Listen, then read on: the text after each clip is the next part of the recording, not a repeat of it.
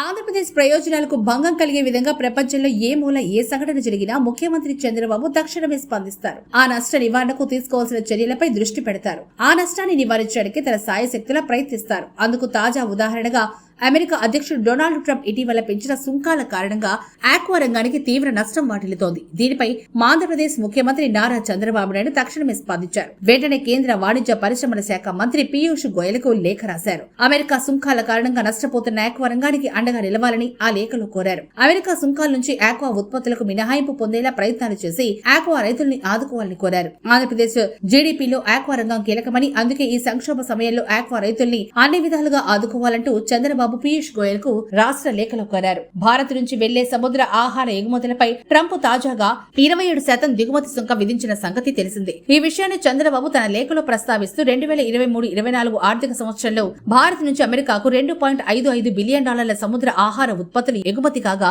అందులో 92% వరకు రొయ్యలే ఉన్నాయని పేర్కొన్నారు. ఇప్పుడు సముద్ర ఉత్పత్తుల ఎగుమతులపై అమెరికా సుంకం కారణంగా ఆక్వా రంగం దారుణంగా నష్టపోతుందని పేర్కొన్నారు. ఇప్పటికే భారత ఎగుమతిదారులు 5.77% కౌంటర్ వెయిలింగ్ డ్యూటీ సివిడి భారాన్ని మోస్తున్నారు. ఇప్పుడు ఈ దిగుమతి సుంకం కూడా యాడ్ అవ్వడం ఆక్వా రైతులపై మోయలేని భారం వేయడమే అవుతుందని చంద్రబాబు ఆ లేఖలో పేర్కొన్నారు. సకాలంలో మీరు దీనిపై జోక్యం చేసుకుని సమస్య పరిష్కరించాలంటూ చంద్రబాబు పీయూష్ గోయల్ ను కోరారు.